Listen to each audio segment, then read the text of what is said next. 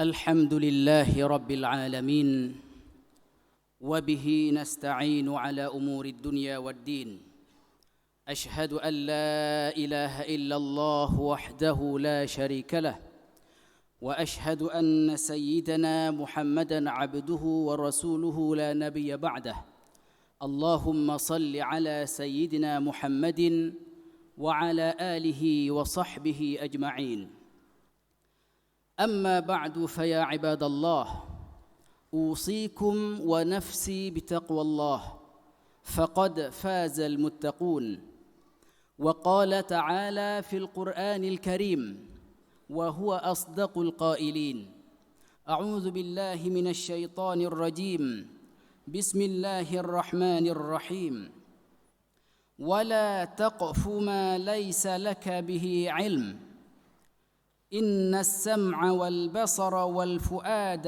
كل أولئك كان عنه مسؤولا صدق الله العظيم. Hadirin sidang jamaah Jumat yang dirahmati Allah Subhanahu wa taala. Dalam beberapa menit ke depan ini di rumah Allah yang sangat mulia ini, khatib mengajak kita semua untuk merenungi beberapa ayat Allah Subhanahu wa taala. Di antaranya adalah surat yang barusan khatib bacakan tadi, yaitu surat Al-Isra ayat 36. Di mana Allah Subhanahu wa taala mengatakan wala taqfu ma laysa laka bihi ilm. Wala taqfu, janganlah engkau mengikuti apa yang kamu tidak mempunyai pengetahuan tentangnya. Oleh Al-Imam At-Tabari rahimahullahu ta'ala mengatakan bahawa salah satu makna daripada wala taqfu dalam ayat ini adalah wala taqul. Janganlah engkau mengatakan sesuatu yang sesuatu itu engkau tidak punya cukup ilmu terhadapnya. Maka ayat ini perlu kita renungi kembali juga dengan ayat-ayat yang lain yang juga memiliki makna yang sama. Karena kita semua ini sekarang berada di sebuah masa di mana semua orang berbicara tentang semua hal. Kita melihat misalnya dalam pernyataan-pernyataan, baik pernyataan itu di dalam koran ataupun di dalam bentuk-bentuk yang lain, ataupun dalam status-status Facebook kita, dalam status WA kita, dalam ciutan-ciutan Twitter kita, dan dalam Instagram story kita. Banyak kita dapati ungkapan-ungkapan, status-status, pernyataan-pernyataan yang sebahagian besar mungkin pernyataan itu sudah keluar daripada bidang yang kita pahami dan kita geluti. Ketika seseorang misalnya ilmunya itu adalah A, bidang kajiannya adalah A, namun dia berbicara tentang kajian B dan juga tentang kajian C. Dia ilmunya ataupun pengetahuannya ataupun profesinya adalah A. Namun ketika kita melihat ungkapan-ungkapannya, kemudian statement-statementnya itu berhubungan dengan B dan dengan C, yang bidang itu terkadang di luar kemampuan dirinya. Hadirin yang dirahmati Allah, maka Allah Subhanahu wa taala mengecam dalam ayat ini, di mana Allah Subhanahu wa taala mengatakan wala taqfu ma laisa laka bihi ilm. Jangan pernah kalian mengatakan sesuatu yang sesuatu itu kalian tidak punya cukup ilmu terhadapnya. Innas sam'a wal basara wal fuada kullu ulaika kana anhu mas'ula. Karena sesungguhnya pendengaran, sesungguhnya penglihatan, sesungguhnya hati, semua itu akan ditanya oleh Allah Subhanahu wa taala. Semua itu akan kita pertanggungjawabkan di hadapan Allah Subhanahu wa taala. Apakah yang kita sampaikan itu memang kita pahami atau tidak kita pahami? Maka nanti di akhirat Allah Subhanahu wa taala akan meminta pertanggungjawaban kepada kita pada setiap apa yang kita sampaikan itu. Kemudian dalam ayat lain, surat An-Nahl ayat 116, Allah Subhanahu wa taala berfirman, "Wala taqulu lima tasifu alsinatukumul kadzib, hadza halalun wa hadza haram." Dan janganlah kamu mengatakan terhadap apa yang disebut-sebut oleh lidahmu secara dusta, ini halal dan ini haram. Jangan kita misalnya terlalu cepat berada pada tahap ini adalah hal yang halal dan ini adalah hal yang haram. Lalu Allah mengatakan, litaftaru 'alallahil kadzib, untuk engkau mengada-ngadakan kebohongan kepada Allah Subhanahu wa taala. Kita berusaha untuk menipu Allah Subhanahu wa taala. Kita berusaha untuk mengatakan ini halal. Kita berusaha mengatakan ini haram. Semua itu merupakan apa yang disampaikan oleh lidah kita, bukan berdasarkan ijtihad dan ilmu yang sesuai dengan hal tersebut. Lalu kemudian Allah mengatakan, innal ladzina yaftaruna 'alallahil kadzib, sesungguhnya orang yang melakukan kebohongan, mengada-ngadakan kebohongan terhadap Allah Subhanahu wa taala, la yuflihun, mereka tidak akan menang dan mereka tidak akan masuk ke dalam golongan orang-orang yang beruntung.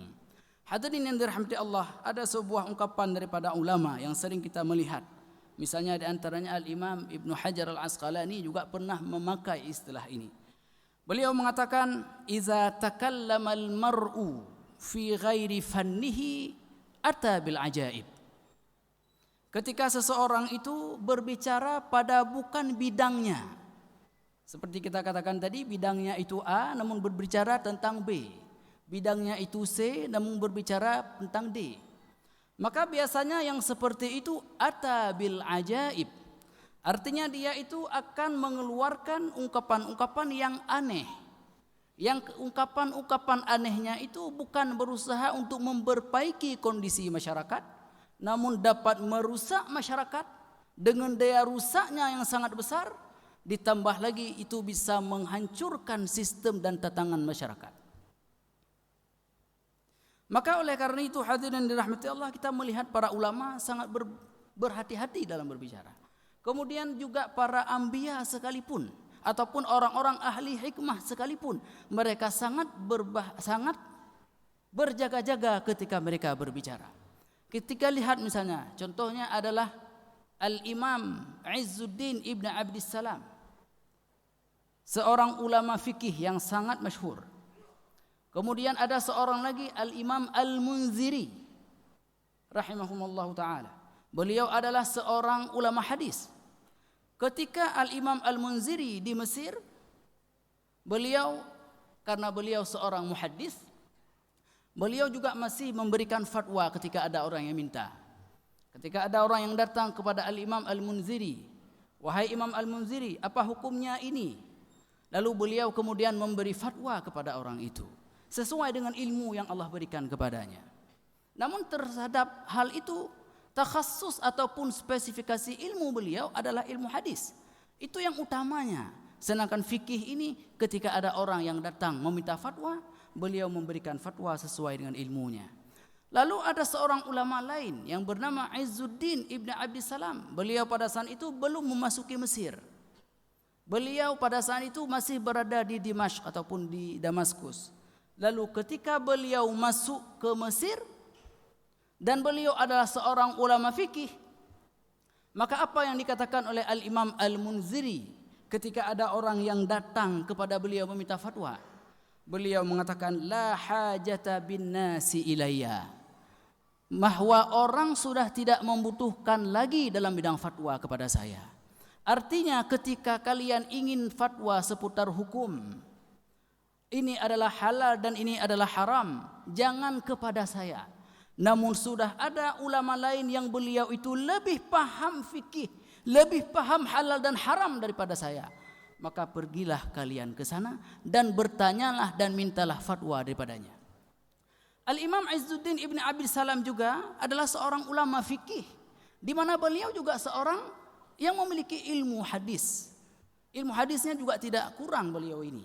Dan ketika beliau di Syam, beliau juga kadang-kadang meriwayatkan hadis. Namun ketika beliau masuk ke kota Kairo di Mesir dan melihat ada Al-Imam Al-Munziri sebagai seorang ulama hadis, seorang perawi hadis, maka pada saat itu pun setiap ada orang yang datang kepada beliau, wahai Imam Izzuddin, berikanlah kami beberapa hadis yang bisa kami riwayatkan, atau apa hukum hadis ini, bagaimana tingkat kesahihannya. Beliau lalu kemudian mengatakan, selama ada Imam Al-Munziri, selama itu dalam masyarakat kalian ada Al-Imam Al-Munziri, maka jangan tanyakan hadis kepada saya, datanglah kepada beliau dan dengarlah dari beliau dan pelajarilah hadis dari beliau. Sampai-sampai Al-Imam Izzuddin Ibn Abi Salam sendiri kemudian masuk ke dalam majlis Imam Al-Munziri. Beliau termasuk, kalau kita melihat, adalah di antara para ulama yang mengambil hadis juga dari Al-Imam Al-Munziri. Coba kita lihat hadirin dirahmati Allah, betapa mereka sangat menghormati takhassus, betapa mereka sangat berhati-hati dalam mengatakan ini adalah halal, ini adalah haram. Maka jika demikian adanya, mengapa kita yang ilmu kita ini masih sedikit, yang pemahaman kita terhadap agama juga sangat sedikit, berani mengeluarkan fatwa-fatwa, berani mengeluarkan status-status, berani mengeluarkan ungkapan-ungkapan yang terkadang tidak sesuai dengan halal dan haram yang dari Allah Subhanahu wa taala. Hadirin yang dirahmati Allah. Lalu bagaimana jika memang kita tidak tahu terhadap hal itu? Ada sesuatu yang kita ingin sampaikan dalam bidang agama, namun kita tidak tahu, kita tidak paham. Apa yang harus kita lakukan? Di antara yang harus kita lakukan adalah jika kita tidak tahu, maka katakanlah bahwa kita tidak tahu. Terkadang kita takut mengatakan tidak tahu. Apalagi misalnya kita berada dalam proses, misalnya ada TV beberapa, kemudian disiarkan secara live. Untuk mengatakan tidak tahu, terkadang kita tidak enak hati, lalu kemudian kita dijadikan sebagai sasaran oleh orang. Lalu ketika ada pertanyaan yang diajukan oleh seseorang dan kita tidak tahu jawabannya, maka berusahalah kita pada saat itu untuk mengarang-arang dan menerka-nerka. Lalu ternyata semua jawaban kita itu tidak sesuai dengan apa yang Allah sampaikan dan apa yang telah Rasulullah SAW sampaikan. Maka oleh karena itu mengatakan tidak tahu itu bukan aib. Malah para ulama ketika mereka dihadapkan pada sebuah persoalan, mereka tidak tahu, mereka akan mengatakan saya tidak tahu. Mereka belajar daripada malaikat. Malaikat ketika Allah menanyakan kepada malaikat dan mereka tidak tahu. Lalu apa jawaban malaikat? Qalu la ilma lana illa ma 'allamtana. Kami tidak memiliki ilmu tentang itu wahai Allah kecuali apa yang telah Engkau ajarkan kepada kami. Malaikat berani mengatakan la ilma lana illa ma 'allamtana.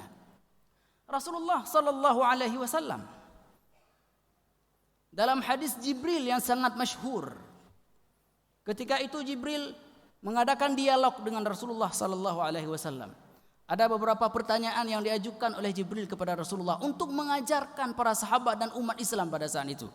Beliau bertanya tentang iman, beliau bertanya tentang Islam, beliau bertanya tentang ihsan. Lalu pada saat itu oleh Rasulullah SAW menjawab semua pertanyaan itu. Lalu kemudian Jibril mengatakan, mata sa'ah, kapan kiamat terjadi wahai Muhammad sallallahu alaihi wasallam?